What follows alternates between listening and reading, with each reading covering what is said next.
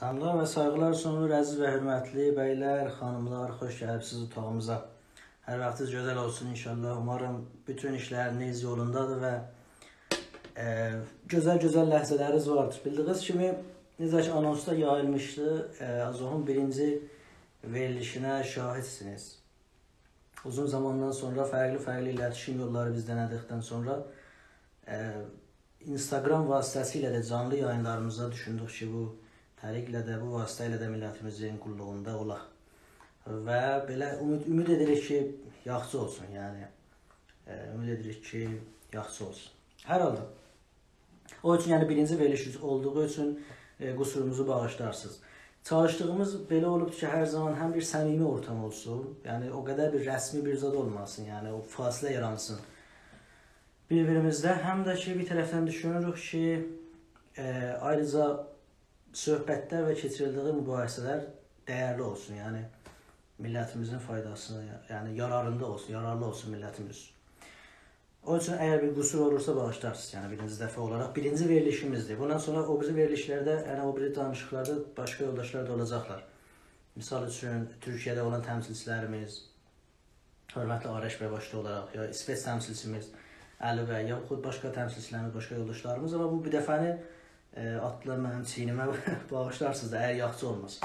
Uzun sözün qısası, bildiyiniz kimi saat 9-da biz başlayacaq verilişimizi və ola bildiyi qədər xahiş edirəm sizdən, lütf eləyəsiniz, ola bildiyi qədər bu paylaşasınız ki, başqa yoldaşlar da bu verilişə baxsınlar. Çünki qonağımız çox dəyərli bir qonaqdırlar.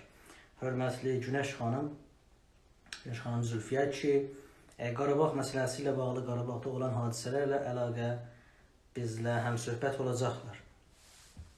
Və bu qonuda artıq bilgilər alacaq, artıq məlumatlar alacaq hörmətli Günəş xanım. Saat 9-da başlayacaqlar, amma bir neçə dəqiqə ondan öncə dedik gələk bura. Həm elə şəxs olaraq sizə sağ ol deyim, xoş gəlibsiz deyək. Həm də elə ola bildiyi qədər gözləyək ki, digər yoldaşlarımız da hazırlansınlar və gəlsinlər və verilişdə olsunlar. Belə düşünmüşük ki, bu birinci saatı, inşallah da ki, səsim yaxşı gəlməsə deyərsiniz hətmən. Belə də düşünmüşük ki, birinci saatda, yəni bir saata yaxın hörmətli qonağımızla söhbət edək, fərqli konularla bağlı və bu arada hər bir sorunuz, hər bir sual, hər bir beynənizdə olan nəzər, yorum, hər bir zat olursa onu burada yazarsınız komment olaraq, yoldaşlarımız burada çatdıracaqlar mənə və ayrıca ya da şöyle sual olaraq burada tərh eləyəsiniz. Və bu bir saat bitdikdən sonra, yaxud qonağımız da zamana qədər ki, istədilər qaldıqlarından sonra eləyə bilərik ki, belə əl qaldırasınız burada, canlı olaraq bir-birimizlə həmsöhbət olaq və gözəl üzünüzdə görək, yəni birlikdə söhbət edək. Bu qədər. İnşallah hörmətli qonağımızdan birazdan gələrlər və bu arada da yəni hələ ciddi bölümə keçmədən, yəni qeyri-rəsmi olaraq başlandığımız üçün, yəni hələ hər kəs bir çaydan, söhbətdən filandan zadı vardır, gəlsin çay şirinsin, qoysun burağa. Qarabağdan iyi xəbər varmı? İnşallah, yəni təbii olaraq gözəl xəbərlər alırıq və qonağımızla da elə bu qonu ilə bağlı daha ətraflı danışacaq. Hansı bölümlər azad olublar, hansı bölümdə ilərləmə var, gündəm məsələdən necədir, yəni nə ilə, necə biz ilərləməmiz nə səviyyədədir, hansı formatda qabağa gedir. Ayrıca canlı yayını zəxirə eləyin, hətmən əziz yoldaş. Təbii olaraq ki, zəxirə və seyv olunacaqdır və sonra da dinləyə bilərsiniz. Ayrıca ola bilər bir saatdan sonra mən bildim, o qədər profesyonel deyirəm.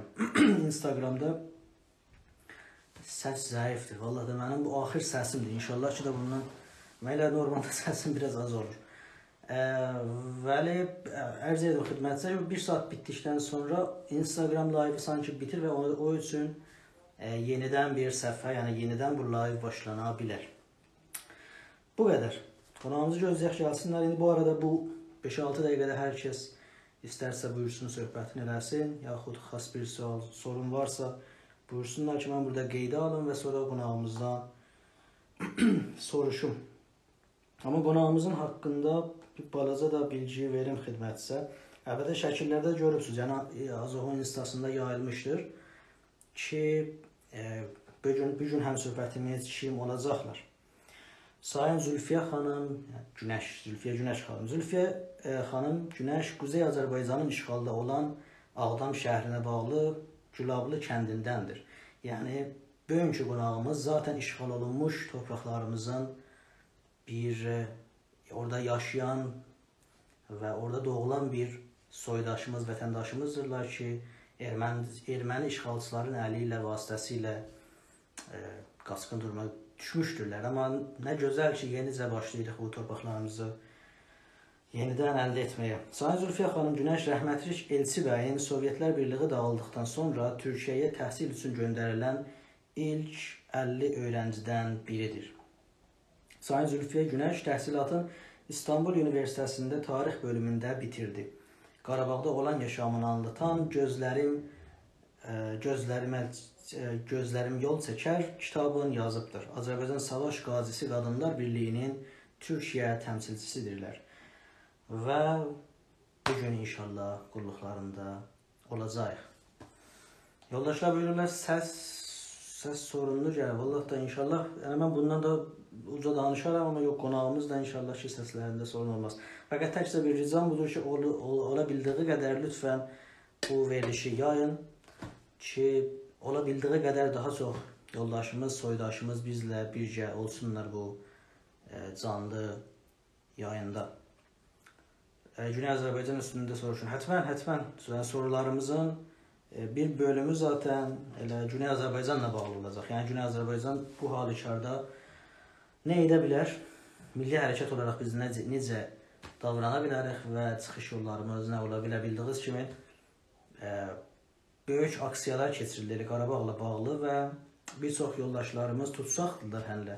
Yəni bugün xəbərlərdə oxuduq, yoldaşlarımızdan birisi Bəhnəmun bəyin ki, Bəxtiyar Bəhnəmun bəy ki, mən bilədiyim Səhin və Savaş bəyin atasıdırlar. Yəni bu igid atanı, bu qeyrətli, bu şüca insanı gəlib evdən götürüb aparmışdılar. Bugün xeylə sorğu-suala çəkmişdirlər. Budur bizim durumumuz. İnşallah gözləyək, hörmətli Günəş xanım gəlsinlər və birgə olaq. Yəni birinci veriliş olaraq, təbii olaraq bilirəm ki, yəni biraz yoldaşlar o qədər tanıqları yoxdur. Yəni zaten az o indiyə qədər bu uzun illərdə bu canlı yayımlara az girişmişdir. Və bunlardan birisi, Allah səs zəifdir, Allah mənim səsim. Yoldaşlar, səs zəif olursa mənim qusurumu bağışlarsın, mən üzr istəyirəm. Və səs yaxşı olsa da şeiriş. Ərz olsun xidmətini Günəş xanım gəldikdən sonra, Zülfiyə xanım gəldikdən sonra daha bu konuda danışaraq ki, nə üçün niyə qədər az o çaba etməmişdir. Canlı yayımları olsun və nə üçün indidən başlamışıq Zülfiyə xanım Günəşlə birlikdə. Ancaq bu arada ayrı məsələlər də vardı. Hələ bu hörmətli Zülfiyə xanım gəldiklərindən öncə bildiyiniz kimi çağırış verilmişdir yekşənbə gününə Qarabağla bağlı. Bu verilişlər haqqında daha çox danışa bilərik ki, yəni bunların formatı bəlli olunmalıdır. İndiyə qədər bunlar hamısı çözülməli idi. Hər halda, bəy özünüzü tanıtırın. İnşallah çək, Aydın bəy. Hörmətli qonağımız gələndən sonra mən də öz haqqında biraz danışaram. Bəli. Hörmətli Zülfiyə xanım, çox xoş gəlibsiniz. Buyurun.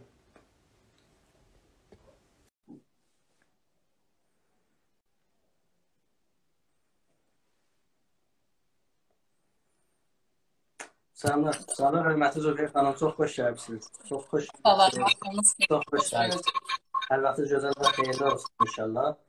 İnşallah, gözəl xəbərlərlə. İnşallah, gözəl xəbərlər. Valla siz gələndən öncə elə... 3 kəndimizi daha işğaldan azad elədik. Gözəl xəbər. Çox gözəl xəbər. Son ülkəmizə görə. Çox gözəl xəbər, çox xoş gəldiniz. 30 kilometre Xan kəndinə qaldı. Çox az qaldı. Dəyərli izləyənlərimiz, bu da gözəl xəbər. Çünki bayaqdan yazırdılar ki, yəni gözəl xəbər nə ola bilər, durum necə, hara gəlib çatmışıq. Ağdam və Afullu kəndlərimiz işğaldan azad edilmişdir. Dediyim kimi 30 kilometre Xan kəndinə qaldı. Az qaldı yəni, səhərə çatdı. Az qaldı. Yəni sualları sırayla başlamayıq. Hələ burada elə bir dənə konuya dönəcək. Hələ bu qeyri-rəsmi bölüm deyək. Gerçəkdən də Xan kəndinə salamlaşmadır. Azərbaycan Öğrenci Hərəkətinin AZOV-un ilk müsahibəsi mənimlə olduğuna görə inşallah qədəmlərimiz xeyirli olur. Azərbaycan Öğrenci Hərəkatının başarısı İnşallah. çok güzel olur. İnşallah. İnşallah. Çok sağ olasınız. Çok lütfünüz var. Ses karışır diye yazdılar. Seste herhalde karışıklık var mı? Hissediyen var mı seste?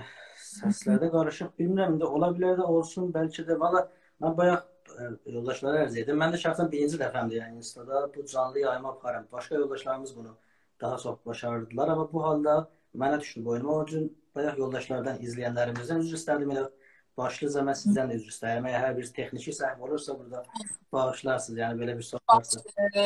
İzleyenler bağışlasınlar. İlk olduğuna göre her ilkte bir ilk yaşanır. Doğru. Gelecek daha güzel olacak. Doğrudur. O zaman izninizle ben bu resmi bölüme bağlayacağım. Eğer ortada bir sorun olursa ben yani bunu düzeliş verərəm. Yani kulaklık getirirəm, taxaram. Ses yaxşı deyirlər. İndi ses yaxşıdır mı? Sesin ekosu var. Sanırım sesin dönməsi vardı indi nedense. Ama yani indi okeydi. İndi normaldi yani. İndi yaxşıdır mı? İndi var. İndi əladır. İndi çox gözəldir. Tamam. Əziz və hörmətli izləyənlərimiz, çox xoş gəlibsiniz. Bayaq Xərzəlim Qulluğuzdakı birinci canlı proqramımızdır. Bir barada açıqlama verim. İndi hörmətli Zülfiyə xanım daha yaxşı bilirsiniz. Əziz izləyənlərimiz də bilirsiniz. Azov təşkilatı və qrupu haqqında, yəni 15 ilində olur, 15 ilimizi doldururuq ki, bu qurum və təşkilat işə başlamışdır. Güney Azərbaycan içində Təbriz şəhərində başda olaraq. Və indi 15 ilimizi gəlib çatdırdıq buraya. Fərqli aşamalardan açdıq, gəldik, yetişdik buraya. Fərqli iletişim yolları denemişik çok uzun zamanların içində. Sitelərimiz olsun, webloglarımız olsun, Facebook olsun və son olaraq da Insta'ya başladıq və Insta'da da yaxşı və olumlu yanıtlar aldıq. Və sonunda son etibariyle de gəldik buna düşündük ki biz canlı yayınlarımızda başlamalıyıq. Ondan öncə qabaqçı təşəbbüslarımız da olmuşdu televiziyalarda. Son təşəbbüsümüz də Ocaq TV'də diyalog programını biz birlikdə yaxın apardıq. Və gözəl də yani yanıtlar aldı, yorumlar alındı millət tərəfindən və yerimizi qoruya bildik. Ancaq düşündük birinci Instagram canlı yayımızı getdiyimizdə hansı qonu ilə başlayaq və başda olaraq gündəm məsələmiz bildiyiniz kimi Qarabağdır. Vətənimizin işğal olunmuş parçası, bütün Azərbaycanın işğal olunmuş parçası ki azadlığı hər birimizin ürəyində zərrə-zərrə qırtı yığışıbdır və böyük bir dərdə çevrilmişdir. Amma nə gözəl ki artıq bu dərdi biz eləyə bilirik. Ürəyimizdən söküb çəkib. Bu əsasda düşündük ki biz kimlərlə söhbət eləyə bilərik və düşündük ki nə gözəl olar, dəyərli ziyalılarımızdan başda olaraq hörmətli Zülfiyə xanımla bu işə başlayaq və qonağımız oldu. Sağ olsunlar da yəni çox təzyiqli şəkildə bizə də müsbət qarşıladılar, vaxtlarımızı ayırdıqları üçün öncədən minnətdarlığımı bildirirəm. Və əminəm ki izləyənlərimizə də çox böyük müsbət pozitiv etki buraxacaqdır. İndidən mən onu görə bilirəm ki hansı bu diyaloqlar nə böyük bir ruh yarada biləcəkdir millətimizin içində. Və verilişimiz də beni belə düşünmüşük, hörmətli Zülfiyə xanım ki, normalda yəni çox rəsmi ciddi olmasın, ancaq qonular ciddilik daşısın. Yəni millətimizdə o qədər fasilə hiss eləməyə, biraz rahatlıq olsun. Ancaq qonular özlüyündə çox belə ağırlıq və ciddiliyi vardır və özlüyündə elə bu ciddi bəhsləri ortaya salacaqdır. Başlayacaq. Bundan başlayalım. Sizin vaxtınızı çox tutmuyorum, mən də çox danışmıyorum da artıq çox söhbət eləməyəcəyim. Mən siz gələnə öncə bir balaca biografimizi sundum əziz və hörmətli izləyənlərimiz. Amma nə gözəl olar ki, elə öz dilinizdən də bunu biz eşidək. Yəni bu ki, doğum yeriniz, doğum tarihiniz, yəni özünüz bilərsiniz. Yəni özünüz hamıdan daha iyi bilərsiniz ki, necə biz tanıyaq hörmətli Zülfiyə xanım. Türkiye'de bir söz vardır, kadına yaşı sorulmaz ama biz doğum yerimizi diyelim, ilimizi diyelim. 1973 Azerbaycan, Qarabağ, Ağdam ilçesinin Gülablı kəndində, köyündə anadan olmuşam. Gülablı evveller Şuşanın bir qazası olub, yani Şuşanın ilçesi, kendi olup sonradan Ağdam'a verilip.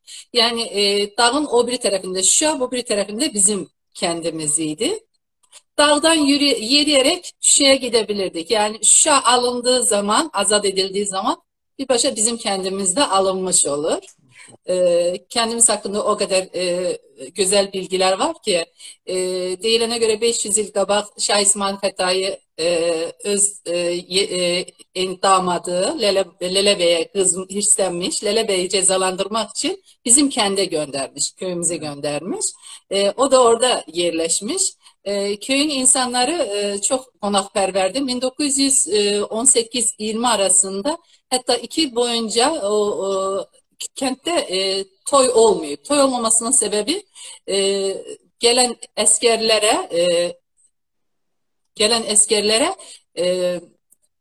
yardıma gelen askerlere özlerinin normalde o kendin adetinde 1 yıl 2 yıl toya hazırlanır. Erzaklarını askerlere verdikleri için toy eləmeyibler. 2 yıl boyunca 1918-1920 arasında toy olmayıp.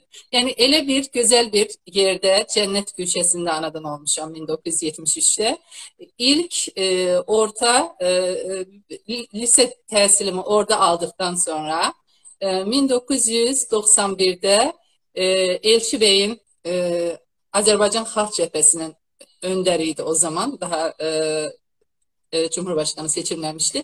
Azerbaycan Xalq Cəbhəsinin ve Ankara'da Azerbaycan Kültür Derneği'nin birge işiyle beraber 50 tələbəni Türkiye təhsil için gönderdiler. O 50 tələbədən biri de mənəm. İstanbul Üniversitesi Tarih bölümünde okudum. Tarih bölümünde okudum. Elçi Bey'i hiç unutmadım. Çünkü o vaxtlar elə bir dönemiydi ki, Sovetlər Birliği'nin tam dağılma döneminde üniversite bizim kimi kentten gelenlerin girmesi çok çetin idi. Çetin idi o dönemlerde. Yani 88-90'ı hatırlayanlar yaxşı hatırlayarlar. Hiç unutmadım. Yani onun sayesinde hem siyasi mühitimiz formalaştı, hem güzel şeyler yaşadık. Allah rahmet eylesin, qəbri nurla olsun. Evet. Ve Elçi Bey'e hatırlarken biraz girişi hani farklı girmek isterdim. Rüstem Behrudi'nin Elçi Bey'le alakalı çok güzel bir şiiri vardı. Bugün ondan bir neçə sətir istəyərdim diyeyim. Ne garibe adamdı. Dedim senin bed günün.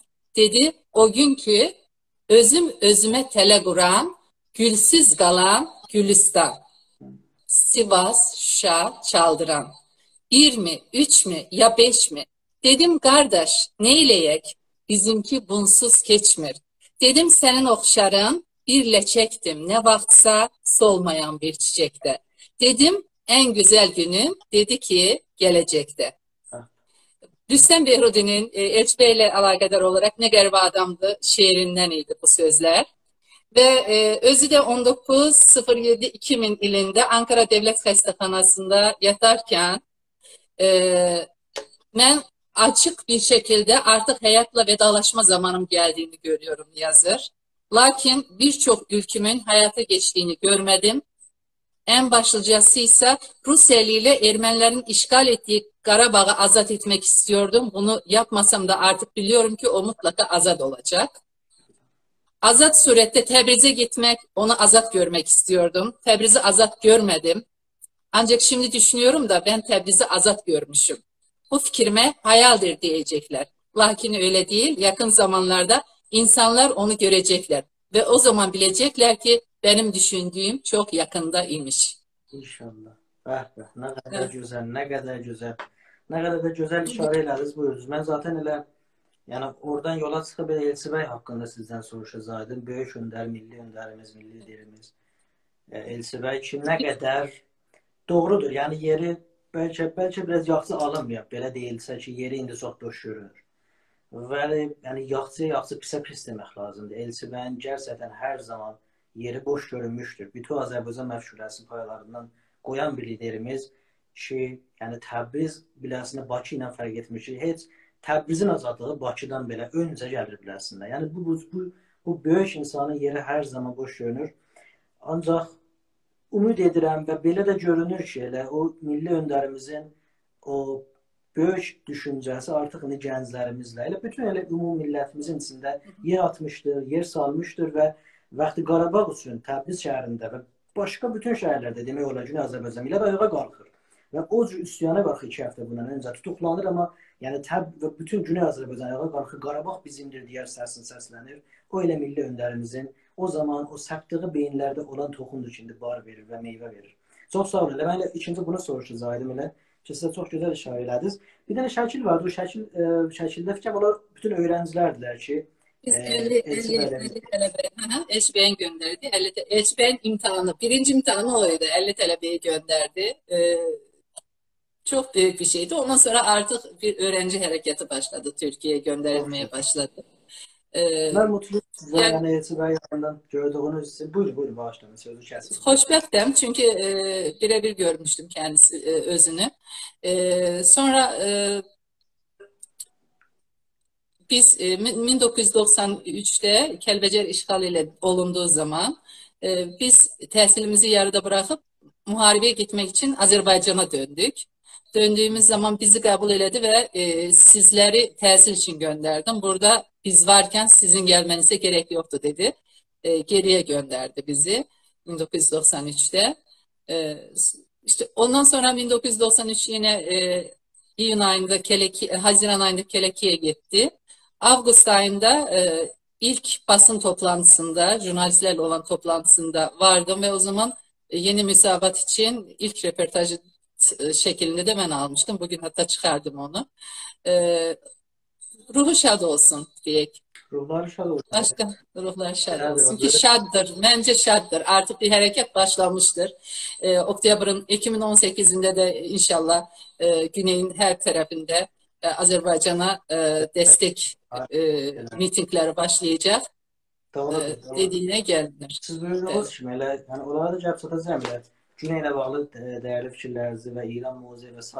Amma Elçi ilə bağlı nə gözəl xatirə buyurdunuz. Yəni bu ki, yəni bir halda ki, təbii hər bir vuruşan əl lazımdır cəbhədə. Hər bir vuruşan ələ ehtiyac vardır. Amma ona rəğmən Elçi bəy rəhmətli düşüncənin zamanında silahdan daha qüvvəli olduğunu öngörüb və sizlərə təhsilə siz davam etdiriniz deyir. Və sonunda görürük, nəticəsini də indi görürük da. Yəni bütün bu insanlar Güney Azərbaycan ilə bütün Azərbaycan, yəni bu məfşurə, bu millətçilik, bu vətənə düşüncəsi bu qədər yer almışdı. Bunlar hamısı ilə bu eğitimsel davranmaqlardan irəli gəlir. Hörmətli Zülfiyyə xanım, mən sözü davam etdireyim. Çox uzun bəhsini tutmaq istəyən üçün. Bir çox kommentdə yazan yoldaşlar vardı. Mən komment bölümünü bağladım. O qədər bütün sorular gəlirdilər. İndi sual göndərilir. Hamısını yazacağım və qulluğunuza sunacağım. Siz buyurduğunuz kimi, yəni siz işğal olunmuş torpaqlarımızdan orada doğulmuşsunuz. Yəni bu hissi bəlkə hamıdan yaxşı, təbii olaraq, bəlkə yox, təbii olaraq hamıdan yaxşı sizlər bilərsiniz. Yəni bu ki, insanın, biz vətənimiz işğal olmuşdur, doğrudur. Amma siz bəlkə deyə bilərik 2 qat işğal hissini bilirsiniz. Bir də özlüyündə olan yurduz yuvaz işğal altındadır. Yəni bu hissin necə yaşamını bəlkə çoxları təsəvvür etməsinlər. Bu necə xidmətçi soran Qarabağ məsələsi ilə bağlı, Qarabağın mahiyyəti bilirsiniz. Düşmənlərimiz fərqli qonular atırlar. Nə bilim, bura erməni yurduymuş, ermənilər burada yaşayırmışlar, nəsə və s. Yəni bunun bir mahiyyəti ilə bizim yəni izləyicilərimizi biraz tanış edə bilər misiniz? Yəni Qarabağ məsələsinin tarixsel bir başlanğıcı varmı, yoxmu? Sadəcə jeopolitik məsələlərə diqqət alaraq siyasi alışverişlər əsasında belə bir məsələ. Yəni bu hardan ilərlər, hardan başlanır? Əslində tarix məzunuyum, amma uzun tarixi, belə tarixləri, xronoloji bilməyi çox sevən bir insan da deyiləm. Yadda qalan olsun, vacib olan insanların yadında qalan olsun. Birincisi, Qarabağ sözünə belə baxdığınız zaman əsl türk sözüdür Qarabağ. Bu uydurma, bunların işğaldan sonra özlərinə bir adsaq eləyiblər.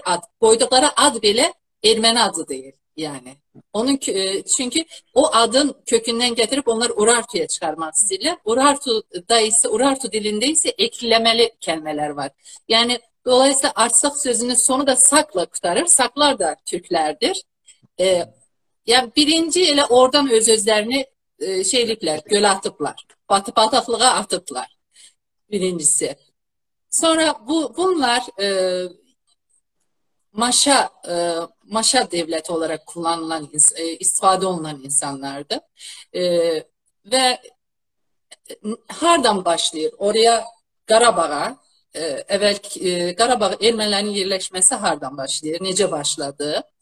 1804 ilində, 1804 ilində olan, pardon 1805 ilində olan, 14 mayda olan, 4-dən 5'i orada qarışdırdım, 14 mayda Gəncə yaxınlığında Kürəkçay anlaşması yapılır. Karabağ Hanlığı'nın kurucusu Penahan'la biliyorsunuz Karabağ Hanlığı'nın kurucusu Penahan'dır. İbrahim Han'la Sisyanov arasında Rus İşgal Kuvvetleri Komutanı Sisyanov arasında Kürəkçay anlaşması bağlanır. 1805. yıl 14 Mayda. Evet. Kürəkçay anlaşması əslində ne anlaşmasıdır diyebilirik buna? Yemin taahhütü, devretme anlaşmasıdır yani. 11 maddeden oluşan yemin taahhütü devretme anlaşmasıdır. Ve bu anlaşmadan sonra, Kürəkçay anlaşmasından sonra, 1805 anlaşmasından sonra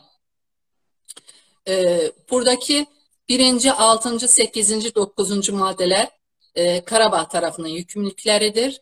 2, 3, 5, 7. maddeler Rusya'nın Karabağ Hanlığı'nı bağımsız bir kabul etmesi yükümlülüğüdür. Ve bundan sonra 1805'ten sonra ne olur?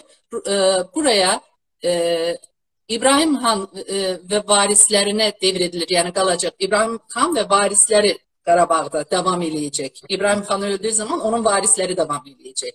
Kürəkçay anlaşmasında. Sonra Marağadan Karabağ'a bir grup getirilir. Ermeni grubu yerleştirilir 1805'te. 1805'ten sonra gelir 12 Ekim 1813'te 12 Ekim 1813'te Gülistan, o meşhur gülü kırılan Gülistan Anlaşması, Kuzey ve Güney'in ikiye bölünmesi, kadim Türk yurduna Ermenilerin yerleştirilmesi, Ermeni politikasının devam etmesi ve devamında 1828 Türkmençay mükavilesinde oturturlar, yani sabitleyirler. Yani İran ve Rusya arasında o dönemlerde 1804'te 1828'de kadar hatta devam eden bir muharebeler de var, savaşlar da var. Rusya herhalde orada galip olduğuna göre ben şey derim, Qarabağ'ı ellerinde nehre kimi, yayık kimi o tarafa çekirler, bu tarafa çekirler yani. O dönemde onların ancak işleri güçleri bu, orada sabitlemek özlerini. Ve bundan sonra dediğim gibi 1828-1830 illerinde de İran ve Anadolu'dan gelen 130 bin Ermeniyi yerleştirirler Qarabağ'a.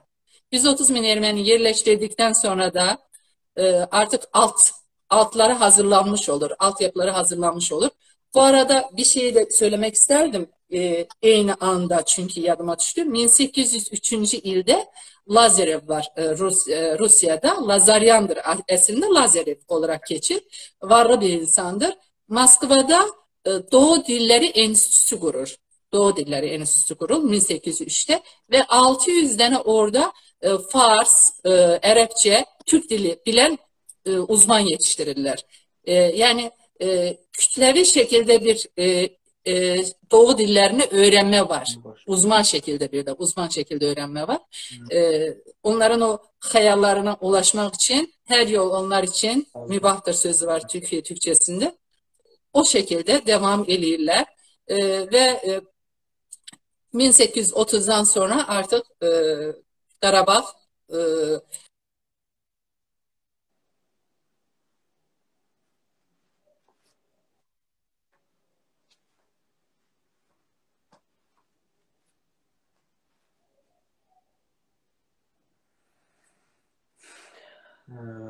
mesela internet sorunu yarandı. Şimdi hörmətli Zülfiyə xanım, internet sorunu məndən mi yarandı yoxsa?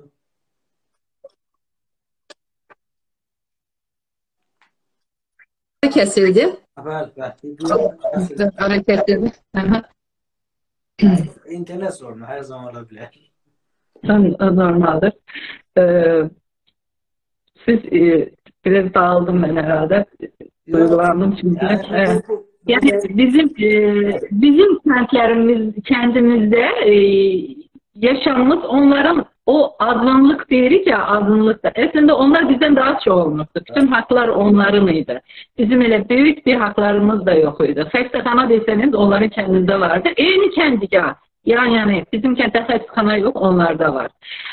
Orada Sovyetler dönemi zamanında iki tane şey vardı. Kolxoz ve savxoz. Savxoz devlet təsərrüfatı. Yani işlediğini devlete verirsen çalıştığını. Kolxoz özeldir. Hani özel mülkiyet de var orada. Hani her ne kadar sosyalist rejiminde olmuş olsa da daha bizden daha çok pay alırdılar onlar. Yani bu kentlerin ortasında bizim kendimiz savxoz, onlar kolxoz olarak faaliyet gösterirdiler. Bütün hakları bizimkinden daha çokuydu. Ve sormak istediğiniz başka bir şey, buraya kadar geldim. Arkasını devam edeceğim yani kronoloji olarak. Ben Nəzur ki rahatsız. Vallahi yani bu verdiğiniz bilgiler tabi olarak bilirsiniz. Yani biz Güney Azərbaycanda mediaları özümüz gələk gedib tapaq və araşdıraq və eşidək. Yəni Bakının mediası müstəqil olaraq hökumətə bağlı olaraq gələ Türkiyə olsun. Bizim başka bir qaynağımız yoxdur. Bütün başka qaynaqlarımız ya İngilis dilində olurlar ki, durum ortada. Yəni erməninin arxasında durmaqları ortadadır. Və yaxud İran dövlətinin verdiği qaynaqlar olur ki, yəni düşman belə o qədər düşmancasına davranmaz ki, İran rejimi Azərbaycana qarşı, ümumiyyətlə türklərə qarşı belə bir tavır sərgilər. O yüzden yəni bunların özü belə çox mənim özüm şəxsi özümə maraqlı görürsünüz də not götürürəm. Mən gələcəkdə danışıqlara, söhbətlərə çünki gerçəkdən bu bilgilər çox lazımdır. Özellikle durumumuza baktığımızda, sağımıza baktığımızda sağımız propaganda sağıdır. Yani herkes informasyonu eləyə bildiği kadar güclü paylaşırsa, fərq etmir doğru yalan, o kadar üstünlüğü vardır. Ve nə görə ola bilər ki, biz bu gərsəkləri, bu tarixi gərsəklərimizi özellikle bunları bilək və öyrənək və yayaq. O üçün bizi izləyənlər və bundan sonra daha çox izləyəcəklər. Çünki bu canlı olaraq həm elə sanırım Facebook'ta və başqa yerlərdə yayılacaqdır. Çox belə eğitimsel bir olur və çox sağ olasın. Yəni mənim özüm üçün faydalanması var. İsterseniz sizlere idame vereyim. Yani ben benim bazı suallar vardı da. Yani sizlere misal 130 bine işaret ediniz. Yani ben yine sual olursa istemiyorum girem ortaya ki o siz böyle olduğunuz için o təvali kesilmesin. Yani siz buyurun. Bundan sonra yaşam işte Qarabağ'da o şekilde devam etmeye başladı. Ta ki ne zamana kadar? Glasnost. Hani biz anlamırdık. Yani dostlarımızıydı, gedirdik, gelirdik. Onlar da bize gidip gelirdi. O əlaqələrimiz var idi. Qonşuluq ilişki əlaqələrimiz də var idi onda. Glasnost hərəkətləri baş göstermeye başladığı zaman 1988 içimizde yaşayan Ermeniler özlerine daha farklı şeyler istemeye başladılar. Daha çok şey istemeye başladılar. Ben de her zaman deyirəm ki Metehan'ın bir meselini her zaman çəkirəm. Onu bilirsiniz mütləq. Torpağın Tunguzlarla anlaşma eləyir Metehan. Gəlirlər torpağını atını istəyirlər, atını verir. Deyir ki sülh, ateşkəs bozulmasın deyir. Tarixsel bir şeydir. Xanımını istəyirlər, xanımını verir. Yani buradaki mezacı bir anlamdır. Yine deyir sülh bozulmasın, anlaşmamız, ateşkesimiz bozulmasın deyir. Ama sonra deyirlər ki orada bir balaca bir torpaq parçası var. Çorak torpaq parçası. Onu ver deyirlər. O zaman deyir ki atı istədiniz mənə aid idi. Xanımı istədiniz mənə aid idi. Ama torpaq mənim deyil. Torpaq xalqımındır deyir. Ve tarixin en acımasız muharebesini eləyir Tunguzlara karşı. Yani Ermenilerin de bu 30 ilde gerçekten səbirliydik. Yani səbirli olduk. Bizim səbrimizi güzel şeylediler, kontrol eləməyə çalıştılar. Ama axırda səbrimiz də daşdı, ve biz onlara demek istiyoruz ki, yani mən demek istiyorum, her zaman da deyirəm, pay verebilərik. Pay nəyə verebilərik? Fasulyəni çok severler. Tam mevsimidir indi. Fasulyeden pay verebilərik. Ne bileyim, vodkamız olur, vodkamızdan pay verebilərik. Ondan verebilirik ama biz torpağımızdan onlara pay verebilmerik. Keçici olarak 30 ilde yaşadılar. Yani yaşadılar. Yani bu biraz bizim Sayın İlham Aliyev'in biraz benzetmesi kim olur? İtaparan olsun. İtaparan olsun kimi.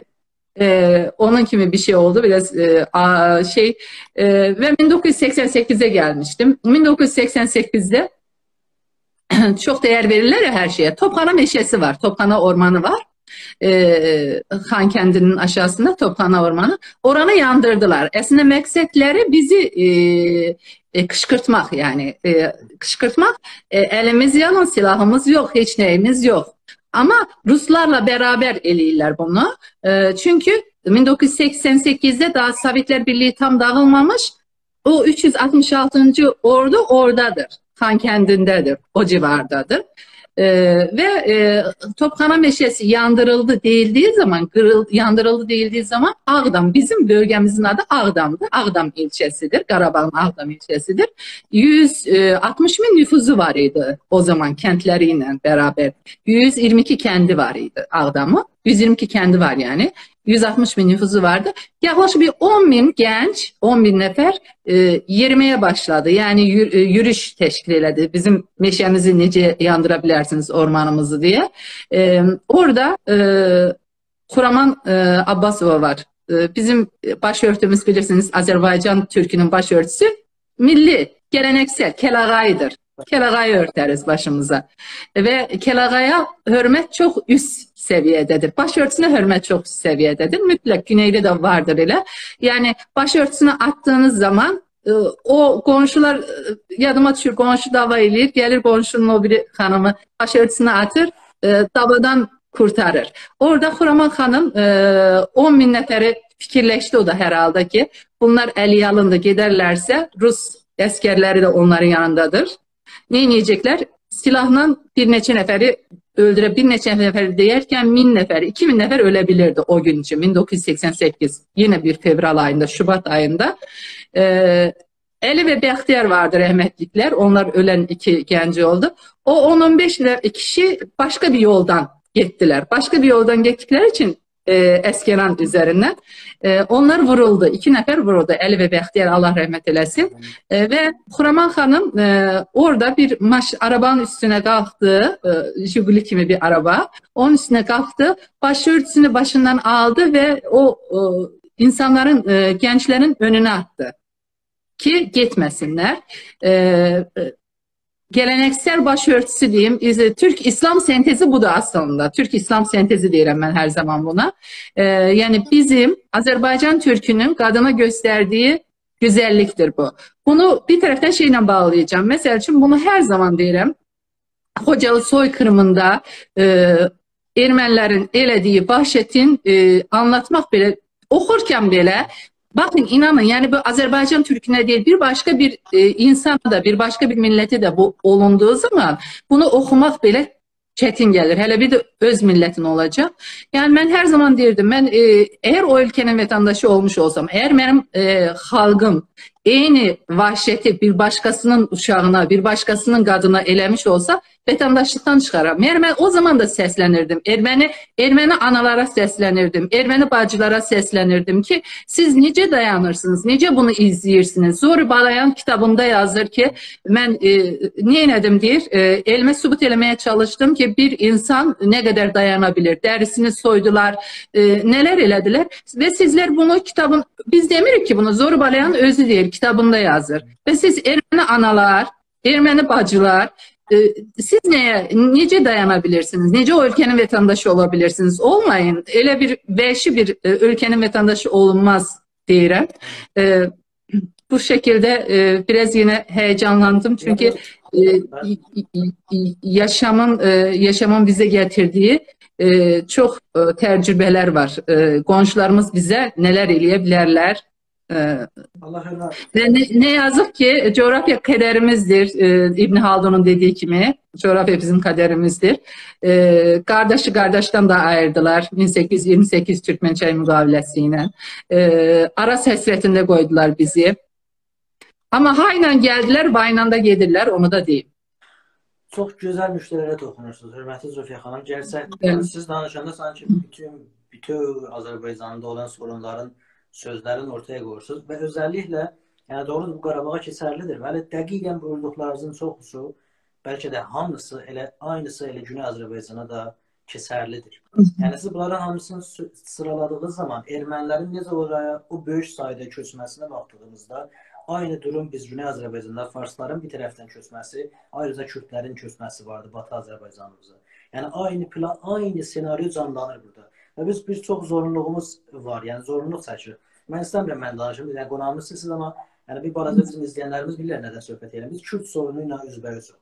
Güney Azərbaycanda, Batı bölümümüzdə biz Kürd sorunu ilə üzbəyüzük və hələ də bəzi insanlar var da deyirlər ki, yox, hər şey nə olar, gəlsinlər, yaşasınlar orada, nə olur, qardaş, bazı keçinirik burada. Bir anda ki, siz bir canlı şahid olaraq, bir bilgiyə sahib olaraq, bir uzman olaraq nə gözəl anlattınız tariximizi, keçmiş tariximizi ki, aynı sorun bizə Qarabağla bağlı yaşanmışdır. Yəni bu köçmək sonra başımıza nə böyük bəlalar aşıyır və nə böyük bəlalar açacaqdır. Ayrıca bir ayrı çox gözəl məsələyə toxundunuz. Bu ki, biz də həmişə deyərək ki, təbii Fars toplumuna, biz deyəndə ki, misal üçün bir şüar var, bilirsiniz. Fars, Kürd, erməni, Azərbaycan düşməni ya Türkün düşməni. Təbii bunu deyəndə bir çox insan deyirlər ki, bu ırqçılıq daşıyır. Yəni siz Fars deyəndə bütün Farsları qeyd edirsiniz. Təbii. Oradan baxanda bəli, bəlkə ırqçılıq kimi görsənsin, amma bunun arxasında bir gərsək var və nə gözəl siz gördünüz. Bu gərsək də budur. Vaxtı bir bölümə zülm olunur və o toplumda o zülm eləyənə aid olan millət heç bir səsini çıxartmır, ortaya gəlmir, etiraz səsini yəni yüksəltmir. Təbii olaraq mən qarşısında olana bu hissi və ki, bəs o da ondan aynı düşüncələr. Nə gözəl gördünüz. Yəni ermənilərdən təbii, amma da dünya deyir, yəni o qədər durum bərbaddır ki, Qarabağda o saxta, yalancıl qurduqları o dövləti, güya dövləti Ermənistan özü belə cürət eləməyib qəbul etsin və rəsmiyyətə tanısın. Yəni gərsək ortada. Amma bu gərsəyə gördüyünə rəğmən səsin çıxmır, sən erməni, məndə bu düşüncə olsa, sən də ondan eynisən. Və bu bizə ayrıca İranda farslarla bağlı yaşanırıq və ayrıca da Kürdlər də bağlı yaşayırıq. Yəni bunlarda da heç bir belə səs qalxmır ki, nəsə bunlara bir zülm olur. Bunlar Türklər burada Güney Azərbaycanda yaşayır və bunlara bizim haqların tapılmağını niyə biz susuruq, niyə biz danışmırıq? Siz dediniz, mən də həyəcanlanıram. İndi bilirsiniz nədir? Bizə qəribə gəlir ki, Allah İran niyə kömək eləyir Ermənistana? İran Şubat 99'da 1999'da PKK'ya Urmiye'de kongre yapma izni verdi, değil mi? PKK Ermənistan üzerinden ve Rusya'dan silah transferine izin verdi. İndi niye eləməsin? Erməni onların her zaman herhalde neydi? Aryanisto. Evet, özlerinin herhalde şeyleridir. Bu taraftan şeyi diyeceğim, hani Ermeniler demiş ki Azerbaycanlılar ırkçıdır, Türkçüdür. Aslında ırkçı değilik. Niye ırkçı değilik? Onu söyleyeyim size niye ırkçı değilik. Irkçı olmuş olsaydık bir kere 310 bin Hristiyan Azerbaycan'da yaşamazdı indiki vəziyyətdə. 310 bin Hristiyan var. 16 bin Yahudi var Azerbaycan'da bu dəqiqə. 13 kilise var, 7 tane sinagog var. Ermenistan'da ne var? 100 tane Müslüman var. 812 Müslüman var, affedersiniz, 100 tane Yahudi var, bir tane camileri var, mescit var. O mescit de yine de 1765-66'da İbrahim Han tarafından yapılan köy mescidi. Ama imamı kimdi, mollası kimdir? İran'dan gelen Fars'tır mollası. Ermeninin mollası da Fars olabilir, başka birisi olabilmez ki. Bilirsiniz bir şey vardı, onlarda ters toy diye bir şey var idi. Kentten ağlımda kalan ters toy. Ters zurna var. O zurnaları da bile terstir onların. İşlerinin hamısı da terstir. Yani o meçitlerinde de mütlak bir Fars molla olabilir. Başka birisi olabilmez. Aynen. Diye düşünürüm. Hörmətli Zülfiyyə xanım, söhbət çox şirincə bir sürü mən burada sualdır, yazıram. Gələn yoldaşlar inşallah ki, çatdıra biləcəm hamısını qulluğunuza sunan. Elə bu Güney ilə bağlı, yəni Güney Azərbaycanla bağlı qədim, yəni hər zaman deyilən bir söz var ki, Qarabağın azadlığı Təbrizdən keçir. Təbii bu bir təbir deyil, amma bir baxışla da baxanda gərsəklər də vardır yəni bu sözün içində. Yəni zaman bilirsiniz 1374-cü il, yəni 25 il bundan öncə Qarabağla bağlı birinci aksiyalar keçirildi Təbrizdə və Tehranda və sonra başladı. Amma heç zaman bu qədər güclü olmamışdır. O qədər güclü oldu, yəni bu keçən aksiyalar ki, bir çox insan tutuklandı, qadınlar, xanımlar, kişilər tutuklandılar və böyük bir şok keçirildi. Həm İran tərəfindən, həm bizə qarşı olan Fars mediası və digər düşmənlərimizin içində ki, yəni bu qədər intizarları yox idi. Çox belə güclü bir bağ var Güney və Quzey arasında gerçəkdən bütövçülük düşüncəsi çox böyük bir yer almışdır və insan düşünür ki, hə, bu gücləndikcə İranın da tutumu doğrudur. Tutum yəni öz yolundadır. Yəni Bəndərənzəliyə, Əmzəliyə, Bastıya və Nurduza və bunlardan support edir güclü şəkildə. Ancaq baskılar biləsinə o qədər gəlir, zahirdə də olsa belə başlayır, yox, biz Azərbaycanın yanındayıq. Yəni bu göstərir millətdə nə qədər bu düşüncə, məfkurə güclənirsə, o qədər böyük bir işləri biz görə bilərik. Sözü gətirdim və yetişəm ki, Güney ilə bağlı, yəni Güney Azərbaycan milli hərəkəti ilə bağlı. İrazı olursanız, yəni bu bölümə keçək, yoxsa tarixlə bağlı bir zad varsa? Yok, keçək. Bugün bizim yine bu 50 tələbələrdən, HB'nin gönderdiği 50 tələbələrdən Sayın Əvəz Zeynalı da benim tələbə yoldaşımdır. Əvəzə dedim ki, bugün az daha bağlanacağım, Güney ilə əlaqədar danışacağıq. Əvəz ne danışım, ne diyeyim? Dedi ki mənə çok güzel, kardeşlerimizden dedi ne isteyebilirik? Onsuz da onlar da 40 milyon Türk bir avuç Fars'ın esirliğindedir dedi. Onlar da esirdi dedi. Biz ne isteyebilirik onlardan? Ancak Fars devletinin korktuğu tek şeydir. Mitinglerin olması ki bu da Allah'a şükürler olsun. Ekim'in 18'inden itibaren başlıyor. Büyük dalga olacak. Ve büyük bir iştir bu. Başka ne gözleyebilirik ki biz? Bizler de sizlerin vaziyetini bilirik orada. Çox sağ olasınız. Yəni gerçəkdən bölünmüş, parçalanmış bir əraziyik. Millət olaraq heç zaman bölə bilmədik, bölər də bilməyəcəklər. Ərazilərimiz bəlkə bölüblər, amma bu da bizdən bütövləşəcək. Böldüyümüz kimi zaman aksiyona keçir. Gerçəkdən bu milli düşüncə, milli ruh getdikcə çox güc atır və güclənir. Və çox böyük bir istək var bu tərəfdə. Yəni Güney tərəfindən ki, biz Qarabağa necə edə bilərik? Çox maraqlıdır. Yəni bu son vuruşmalardan öncə, qabaqçı vuruşmalarda bir çox insan müraciət ilə, hətta getdilər Təbrizdə olan elçiliyə, yəni konsulluğa və ad yazdırdılar ki, biz Təbrizdən gedirik Qarabağda müharibəyə, yəni gedirik orada aksiya keçirək. Fikirəm, hörmətli Zülfiyə xanım yenə kəsildi. Əziz və hörmətli yoldaşlarımız, çox sağ olun bizi dinlədiyiniz üçün. Yenə olursa bunu paylaşın. Hörmətli Zülfiyə xanım Günəşlə birlikdə çox dəyərli, çox ziyalı bir ustadımız. Ayrıca Qarabağın özündəndirlər və tamam. Fotoğraf sizden aldım. Onu dediğiniz zaman onun ucundan ne geçti? Diyelim ki 1989 31 Aralık olsaydı, 31 Aralık'ta şehitleri, meftilleri kırdık ya, evet. O gün olsaydı, o günü de yaşatmak olur yani. Bir neçe gün açık kaldığı zaman gelmek isteyenlerin de hiçbir yere gitmeden rahat gelebilirler o zaman. İnşallah olacaktırlar. Ona əvvəl ki, bir çox böyük istəklər gəldi. Yəni keçən savaşdan, yəni keçən bir ay, 2 ay bundan öncəki yeni başlanğıc oldu, sonra qalanı gəldi buraya. Bir çox insan, vətəndaşlarımız bizə müraciət etdilər ki, bizi siz yəqin bir yol bilirsiniz, siz bizi göndərin, biz cəbhəyə getmək istəyirik. Bir çox insan müraciət elədi, biz ad yazdırmaq istəyirik. Və bir çox insan gerçəkdən getdilər. Təbrizdə olan konsulluqda ad yazdırdılar müharibəyə getmək üçün. Bu çox böyük bir özəlliklə Güneydə bu çox böyük bir anlam daşıyır. Yəni sən, mən Güneyli, yəni hüquqi açısından, hüquq olaraq İran vətəndaşıyam. Olmazdım keşke olmaz olaydı. Amma hüquq açısından mən Orhan vətəndaşıyam, amma millət İran üçün savaşmağa hazır deyildir. Güney, yəni Quzey Azərbaycan torpaqlarını qorumaq üçün İrandan deyirlər biz savaş edirik və bu İrana çox böyük mesajı var. Və bəlkə elə bundan dolayıdır ki, düzdür zahirdə deyək ki, biz Azərbaycanın arxasında durmuşuq, amma əslində kökünə gediləndə heç zaman bu qədər açıq Ermənistana yardım etməmişdi İran. Yəni gerçəkdən də açıq. Bütün tankları, zirehləri, hər zadı göndərir açıqcasına. Bir çox yoldaşımız da bunu sorurlar ki, bu yəni təbii tarixsel olaraq səbəbi ortadadır. Yəni Türk düşmanlığı, Azərbaycan düşmanlığı.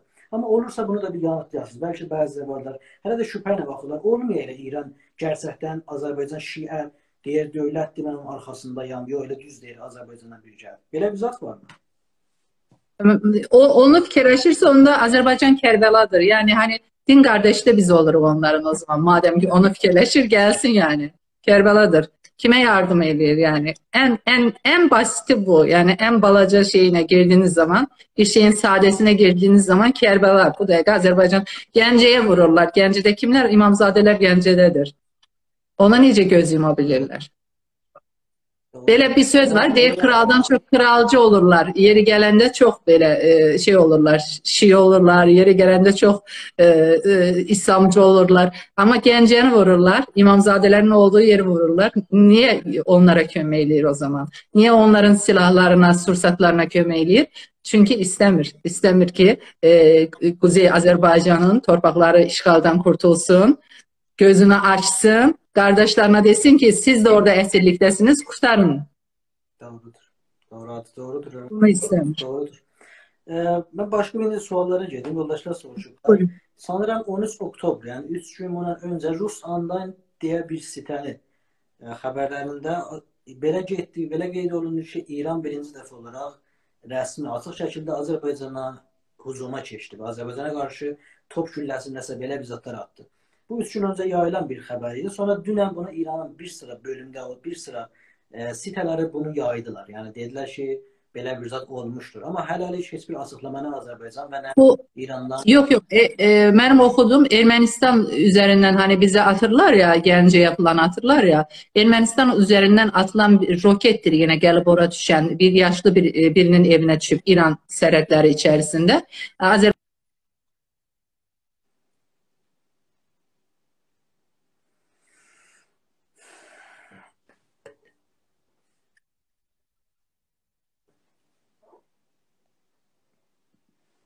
Aziz yoldaşlar, internet sorun məndədir, yoxsa keşke bunu komment bölümünde bir yazarsınız ki benim internetimin sorunu var, yoksa ki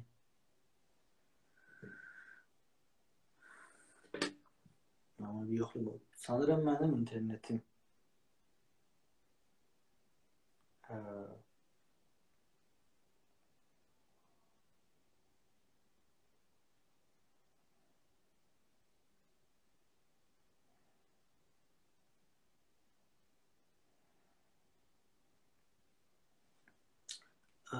yox, qonağımızın onu yazın.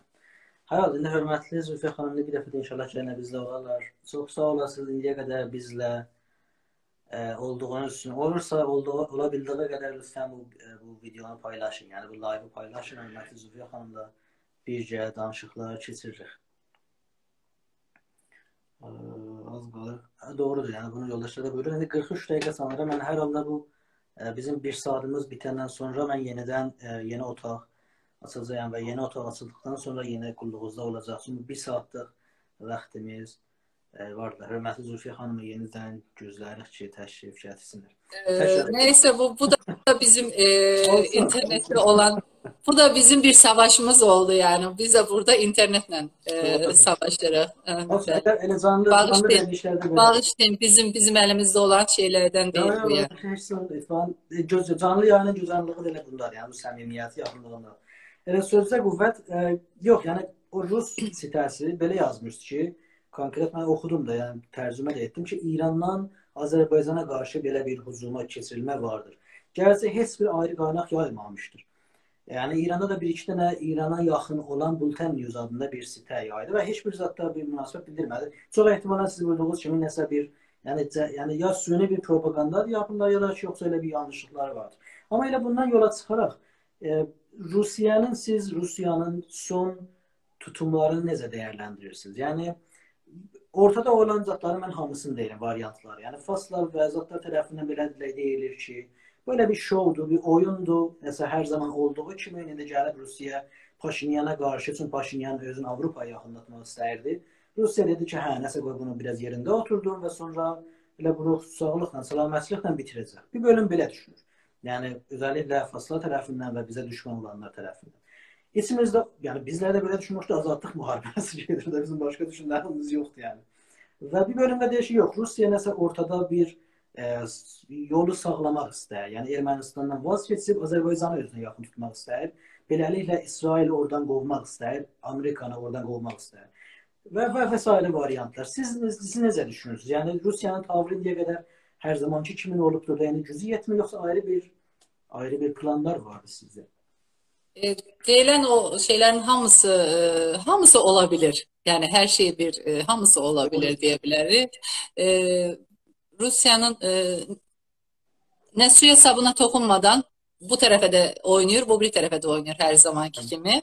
Ruslarda bir söz var, "Ni rıba, ni miyasa", ne etli ne balıktı. Yani ona göre yani tam anlamıyla Rus siyasetini hiçbir zaman anlayabilmezsiniz de neyin yiyeceğini bilemezsiniz. Sol gösterip sağ vurabilir. O günkü ateşkes meselemiz gibi. Doğru. 11 saat danışıldı, imzalandı, səhər gəldiler, vurdular. Ama bunlar özleri de Ermeniler bence biraz avantürist hareket etmeye başladılar. Mesela şimdi Ordubada bugün attılar ki bilirsiniz Nahçıvan'a atmaları bu birbaşa Kars müqaviləsinin devreye girmesi ve Türkiye'nin müdahale etmesi, bu da aynı zamanda Rusya ile Türkiye arasında yani Rusya'nın ile Türkiye'nin arasındaki əlaqələr bu dəqiqə gözəldir. Bunu da aslında Ermənistan her zamanki kimi o bilmeden elədi ama avantürist bir şeydi yani. Belki Rusya onu elədiyine göre onları peşman edecek buna da. Belə görürəm yani. Doğru. Vəziyyəti. Bu da sualları da okuyor. Neden bir siyaset böyle bir neden Karabağ Savaşı'nda işlettirebilmişsiniz? Bu da geçen sorudur. Yani anlayabildiğim kadar lobisliğe belki fikrim toxunulur. Elemende de sorularının birisiydi. Yani lobisliğe geldiğimizde yani bazı ünlülerimizin ben bu lobislik konusunda biz başarısız olmuşuq ya başarılı olmuşuq. Yani görüntü... Lobicilik bilirsiniz nədir? Mən çox sadə deyim. Vicdandır ya. Lobicilik nədir? Aslında vicdanlı davranmaqdır. Yani imkanlarımızı xalqımız için səfərbər eləməkdir. Türkiye Türkçesinde bir söz var. Karınca kararınca. Elimizden ne gelir? Varlı varından, kasıp kasıplığından. Elimizden ne gelirse lobimizin güçlü olması için, yani söz sahibi olmamız için birleşmemiz lazımdı. İçeride birleşmemiz lazımdı. Ve bu 30 ilden sonra mesela çünkü ben her zaman dedim milli ruhumuz vardı 90. illerde, pulumuz yok, silahımız yok. Şimdi hem silahımız var hem milli ruhumuz var. Bir de bir ara bir milli ruh düştü bizde Azerbaycan, Kuzey Azerbaycanlarda yani farklıydı. Ama indi torpaq bir farklı oldu bizim için gerçekten. Dostlarım var, evlerinin tek evlatları var. Yani eskiden qabaqdan mesela 10 il bundan qabaq şey deyirlərdi, getməsin deyirlərdi belki. Ama indi evvelce bizim oğlumuz geçsin deyirlər. Yani bu farklı bir şeydir. Bu tarihte nadir görülen bir şeydir ki şehit olup gelirler ve aileler şehitleriyle gurur duyurlar. Yani millet yüzyıllar, mini yıllar boyunca bağımsızlığı ve hak arayışı için nesil yetiştirir, değil mi? Ve zamanı geldiğinde onu kurban vermeye başarmalıdır. Biz indi 30 ilden sonra kurban vermeye başardık artık. Torpağa torpaq uğrunda kurban veririk. Torpağa torpaq uğrunda kurban gelir canlarımız. Ama bizler kalanlar da ne etmeliyik? Onları yaşatmalıyıq. Onların koyup gittiğine sahip çıkmalıyıq. Lobicilik odur. Indi onlar aldılar. Kanlarıyla aldılar torpaqlarımızı. Ondan sonra biz o torpaqlara lobicilikle sahip çıkacağıq. Lobicilik de vicdanımızla. Doğru. Elimizi taşın altına koymalıyıq hamımız. Doğru. Ne güzel buyurursun. Ne güzel değilsin gerçekten. Gerçekten. Eşk olsun. Hürmetli Zülfiye Hanım, bu bayaq da bu ara kəsildi. Mən yoldaşlara dedim. Bu bilirsiniz Instagram canlı yayınları 1 saat 1 saat olur. Bizim bu 1 saat 1 dəqiqə 30 saniyəmiz qalıb ki bu yenidən bağlamalıyam, yenidən açmalıyam. O üçün mən elə indidən mən bunu izninizlə bağlayayım, bu live bitirim. Yenidən açacağım. Yenidən siz lütfən zəhmət çəkib gələrsiniz və orada göndərəsiniz və söhbətimizə davam edər. İstəsəz indi bir 30 saniyəlik, 1 dəqiqəlik biz deyərik bir çaya çıxaq, çay edəyək. Və sonra fənası qulluğunuzda varam və yoldaşların sualları ilə davam etdirəcək. Tamam, oldu. Sizlər, hörmətli yoldaşlarımız bir dəqiqəlik ara alırıq və yenədən səfən açıb və hamınızı dəvətlisiniz. Çox sağ olasınız, hələlik. Sağ olun. Sağ olun. Sağ olun.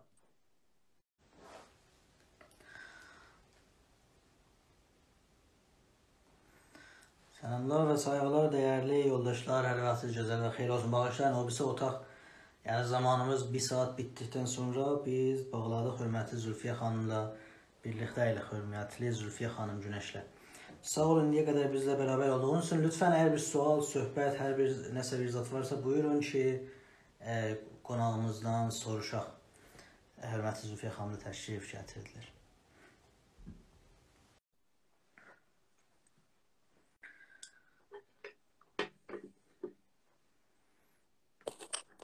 Təkrardan salamlar hörmətli Zülfiyə xanım. Çox xoş gördük yenə. Bağışlayın da bir ara Xoş gördük. vəsl olaq. Seyv eləyək, bağlayaq.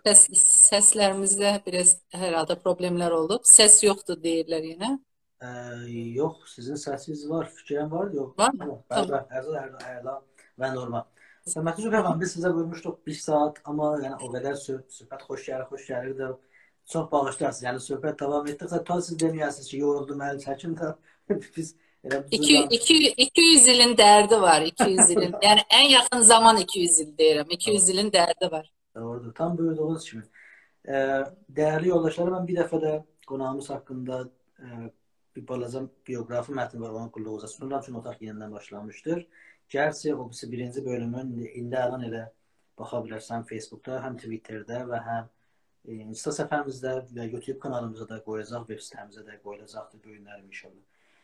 Hörmətli Zülfiyə xanım, Günəşlə Quzey Azərbaycanın işğalda olan Ağdam şəhərində bağlı Gülablı kəndində doğulmuşdurlar. Sayın Zülfiyə xanım, rəhmətli Elçibəyin Sovetlər Birliği dağıldığından sonra Türkiyəyə təhsil üçün göndərilən ilk 50 öyrəncidən biridir. Sayın Zülfiyə Günəş təhsilatını İstanbul Universitetində tarix bölümündə bitirmişdirlər.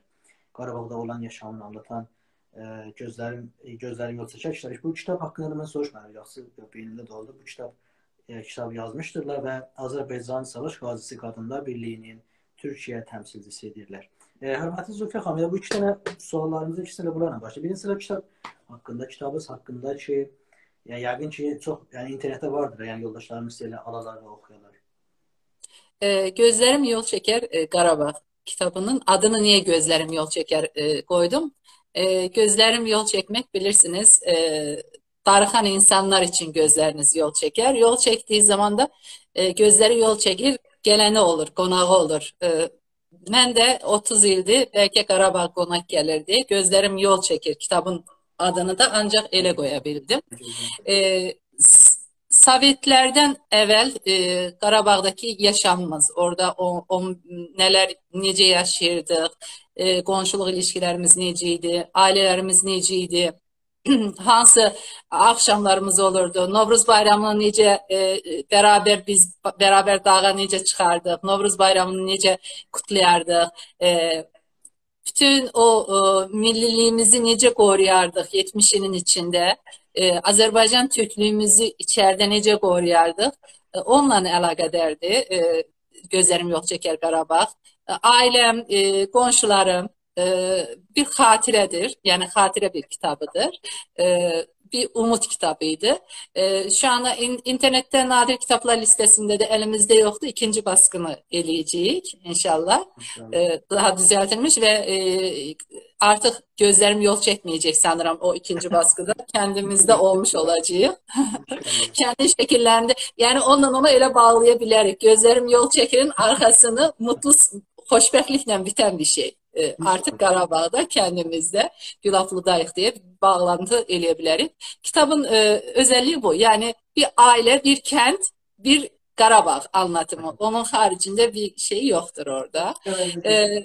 O ki qaldı 2006 ilindən Savaş Müharibə Veteranı Qadınlarına Sosyal Yardım Dərneği, Savaş Qazisi Qadınlarına İçtimai Birliği Yardım Derneği. Kurucumuz Rade Abbas, size selamlarını söyledi zaten izleyenlerin hepsine. Rade Abbas 5 il Ağdam Sahra Hospitalında 5 il hemşire olarak çalışmış. İşte 1. Qarabağ Müharibəsi zamanı çalıştı. Geldikten sonra bu derneği, bu birliği kurdu. Birliğin üyeleri, üzvləri tibb işçiləri çoxunluqda, Azərbaycan ilk qadın askeri cərrahı Yarbay Mətanət Abbasova, o da yine benim kənddən, benim köyüm, kənddən qonşum, matematik öğretmenimizin kızı. Bir yere çıkış yapayım çünkü Mətanət Xanım'a anlatmadan olmaz. Azərbaycan ilk dediğim gibi askeri kadın cərrahıdır Mətanət Abbasova. Rəhmətli şehit eşi Doktor Muhtar Kasımlı da onun 1 illik evliydiler. O da muharebedeydi, savaştaydı. O Sahra Hospital'da Mətanət xanım, yoldaşı ise cephe bölgesinde hekimiydi ve orada şehit oldu. Mətanət xanım buna rağmen yine işine devam elədi. Hospitalda işine devam elədi şehit. Yani hem yoldaşı şehit olur ama bu bir taraftan ona muhtaç insanlar var ve onlara devam elədi. Büyük bir kahramanlık örneği gösterdi. Onu demeden geçebilmezdim. Bir yerden bir yere geçiş eləyirəm ama bağışlayın. Radə xanım da hemşiredir. Dernəyimizi kurdu. Ve dernəyimiz Qarabağ həqiqətlərini, Xocalı həqiqətlərini, Xocalıdakı əsir qadın, keçən 3 il qabaqda layihəyə çıxdıq Hollandada. Əsir qadınlarımızla əlaqədar. Xocalı soyqırımında 4000 əsir alındı. 4000 əsirdən 450'si qadındı ve son 6 ayda Ermənistanda 266 Xocalıdan olan əsir qadınımız hələ mevcut olduğunu bilirik. Bilgilərimiz var bizim de o haqda. Her ne kadar yalanlasalar da ve o esir kadınlarımızdan doğulan oğlanları Nisan döyüşlərində onları bize karşı vuruşturdular. Yani 266 esirimiz var. Bilirsiniz aslında torpağın alınmasına ne kadar sevinirsemse esirlerimizi geri alacağız ya ona daha çok sevinirim. Yani tamam o insanları, o kadınları esirlikten kurtaracağız.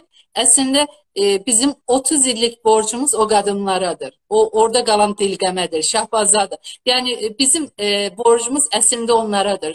Torpağa da borcumuz var ama onlara çok borcumuz var. Yani onların ayaklarını onlardan bağışlayın dememiz lazım olacak bize. Onları orada bıraktığımız için. Dediğim gibi Savaş Gazi Kadınlarına Derneğimiz Türkiye temsilcisiyim ben. Türkiye'nin müxtəlif üniversitelerinde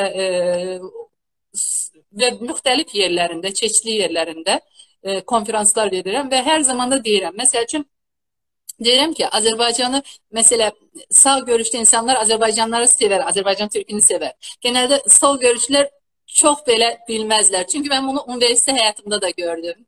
Çok gördüm. Ve ben mümkün mertebe genelde bizim gelip de gidilen toplantılar değil, mümkün mertebe onların haricine çıkmaya çalışırım. Buna benzer bir Aydınlık gazetesinde geçen bir röportajım oldu benim.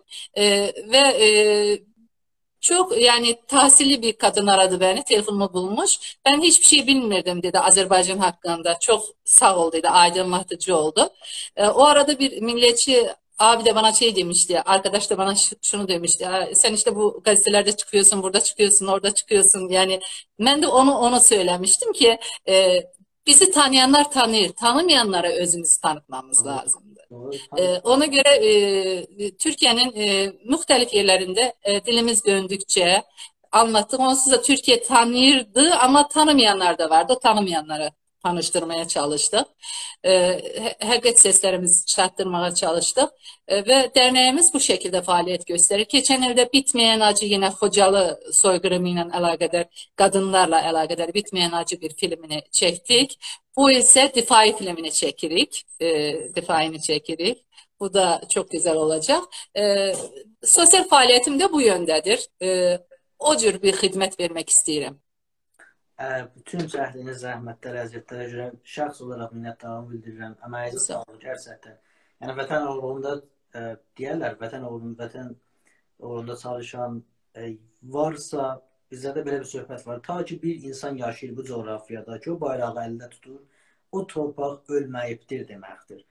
Atatürk'ün de öyle sözü var. Toroslarda son evde son ocak tutup evet. Aynen, tek bayrak olana kadar evet. O Atatürk'ün de biz varıq, biz diriyiz ve yeniden çiçəklənib gül açacaq. Ve yine de Mustafa Kemal Atatürk'ün sözleriyle şahlandırak sözümüzü ki Erzurum Kongresi'nde 23 Temmuz'da diyor ki milli sınırlar içerisinde vətən bir bütündür, bölünemez. Bizim Qarabağ'da bir bütündür, Azerbaycan'dır ve milli sınırlarımız içerisinde. Bizim sərhədlərimiz içerisindedir Qarabağ. Bölünemez, ayrılamaz. Bizim bir parçamızdır. Onu da diyek.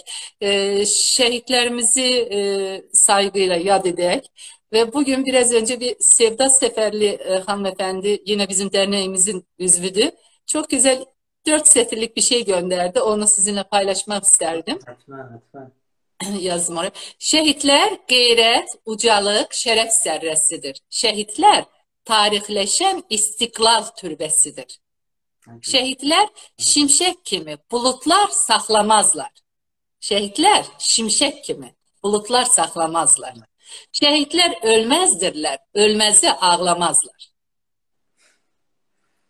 Eşq olsun. Eşq olsun. Tüylər diken durduran sözler, söhbətlər. İnşallah hamısını azalttığımıza çok az qalmışdır. Mən elə o istiqamətə qabağa aparmaq istəyirəm. Yəni bu sualları notlara yazmışam ki, sizcə necə olacaqdır? Yəni gönül istər sabah yataq, sabah yuxudan duraq və desinlər bütün Qarabağ azad oldu. Amma təbii olaraq bu bir sürədir. Yəni bir zaman aparacaq. Özəlliklə hərbi məsələ ilə bağlı. Yəni tam o istiqamətli qabağa getmək lazım, əsabətli olmaq lazımdır. Sizcə yəni bu dayanacaqmı, yoxsa elə biz inşallah elə azadlığımızın sonuna qədər? Təbii ki, öngörmək çətindir. Yəni bu bir savaşdır. Müharibənin şərtləri hər an fərqli ola bilər. Vəli sizcə də bu, yəni bizlərdə bu duyğu var ki, nəsə bu dəfə deyən vətən bütünlüklə işğaldan azad olunacaqdır. Elə deyil. İnşallah. Deyirəm ki, mən bu son 50 ilin quraqlığını yaşayır ya dünya, küresel ısınmayı. Bu da bir şansımızadır. Yani küresel ısınmanın yağış yağmasın da ordumuz, əsgərlərimiz daha bir fərqli geçsinlər. Gedebileceği kadar gidecek. Mənə elə gəlir ki, bu dəfə gedebileceği kadar gidecek yani. Kararlılıkla gidecek. Ha, bunun burasında bir şey kalmadı. 30 kilometre kaldı yani. Aynen, Xankəndiyə, doğrudur. Aha, bir şey kalmadı. Ümid edirik, umutlarımız var. Xalqımız istəyir. Bir xalq ki artıq savaşarak almaq istəyir. Yenə necə demişdi rəhmətli Elçi bəy, savaşarak alınır. Tamam mı torpaqlar? Oxumaqla çıxmaz ahırdan demişti. Bilirsiniz, domuz ahırdan oxumaqla çıxmaz demişti. Savaşarak alınır demişti. Müharibədir. Şəhidlərimiz də olacaq, itkilərimiz də olacaq, normaldır. Amma ruhumuz, vacib olan ruhumuzdur. O ruh var. Məncə öngörüm dönməmələri lazım. Aynen. Aynen. Yəni buraya qədər gəldiyimiz qədər yəni düz dönməmək lazım. Gerçəkdən böyle onun üçün. Gönül də onu istəyir və inşallah da elə o doğrultusunda olacaqdır. Hörmətli Zülfiyə xanım, ya istiqlal ya ölüm. Ya ölüm, başqa yolum yox. Bunun başqa yolu yoxdur. Ya istiqlaldır ya ölümdür. Bəli. Hörmətli Zülfiyə xanım, bu yaxda bu sorularda var idi, amma bir çox yoldaşımız bu sorunu mesaj olaraq göndərirlər. Siz də söhbətlərinizdə buyurdunuz. Mən də elə ona toxundum. Yenə də təkrar sizdən soruşdum. O yenə də toxunmaq istər. Yəni bu Güney ilə bağlıdır.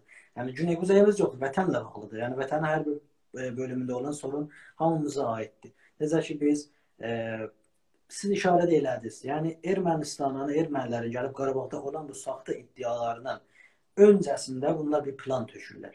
O plan doğrultusunda da hərəkət edirlər. Fərqli yollar cızırlar. Bir bölümü də orada erməniləri gətirib yerləşdirməkdir. Gələcək üçün.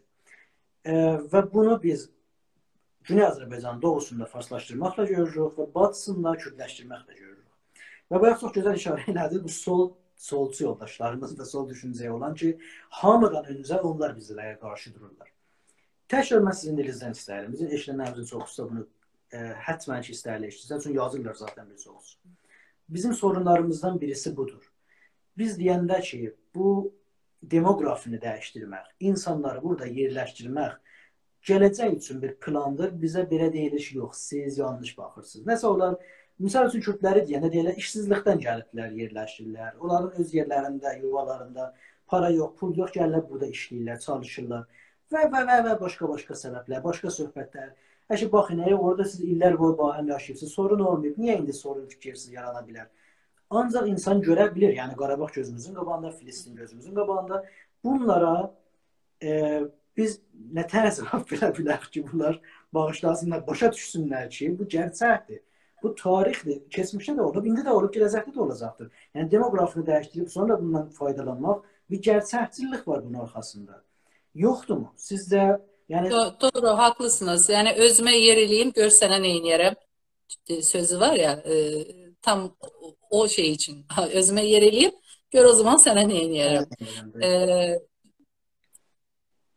İnşallah o düşünce inşallah olmaz. O düşündüğümüz bir şeyler var. Bir şeyler keçir ya ağıllarından. Tezden gelsinler, tezden bizimle yaşasınlar. Olmasın. Elə olduqları yerdə qalsınlar indilik. Gəlməsinlər. İstəmirəm. Yəni istəmirik, əslində istəmirik. Amma siyasət nə inər, devletler arası şeyde ne olur onu da bilmirik. Biz bu dəqiqə duyğularımızla, yani bizler, mən, Günəş, mənim ailəm, mənim dostlarım duyğularımızla. Ama orada siyaset ne edecek onu bilmirik. Doğrudur. Gələcək bilirik. İnşallah hamımızın yəni xeyirli uğurlu bir gələcəyimiz olsun. Ancaq hər zaten öncə vətən və torpaqdır. Və inşallah Qarabağ bizimdir. Bir zaman mübahisələr olardı ki, biz bu şuarı Qarabağ bizimdir, bizim qalacaq deyək, yoxsa Qarabağ bizimdir, bizim olacaq deyək. Amma yəni indi bir durum gəlib yetişmişək o yerə ki, önəmli deyil ki, ora biz nə deyək, nə deməyək. Hər halda Qarabağ 3-4 il bundan qabaq, 3-4 il bundan qabaq biriləri bu çox deyildiği zaman çox hirslənirdim. Böyle moralim bozulurdu. Bizim değil oradalar, biz niye buradayıq deyirdim. İndi o Qarabağ bizimdir, daha böyle həvəslə deyilə bilər. Çünki artıq bir umudumuz var. Doğru. Ama bu 3-4 il qabaq o sözü eşittiğim zaman çünkü görürdünüz de ki sizin değil, siz orada değilsiniz. Almışlar elinizden. Ama indi elə deyil. Doğrudur. Çok sağ olasın. Hürmetli Zülfiye Hanım. Çok sağ olun. Sağ olun. Ben de minnettarım dinleyenlerimize. Səhvlərimiz olsa bağışlasınlar. Ben de Instagram'da ilk canlı yayınıydı. Aslında hazırladığım hiçbir şeyde danışabilmedim çünkü heyecan vardı. Vallahi. Çok güzel oldu. Ben kendinize dolmasın diye bakın bu benim yazdığım pozluklarımın almasıdır. Çok güzel. Gördüğüm notlarım gerçekten ve bu paylaşılacak. Yani indi bu Insta'da yerleştirilip bu sonra YouTube'da paylaşılır. YouTube kanalımızda, Twitter kanalımızda, Facebook kanalımızda ve bize ait olan bir neçə sitemizde hamısı paylaşılır ve yani sitemiz her gün 30 bin 20 bin yaxına baxıcısı var və hakeza Instagramımızda görürsünüz və çox geniş səviyyədə bu paylaşılacaqdır.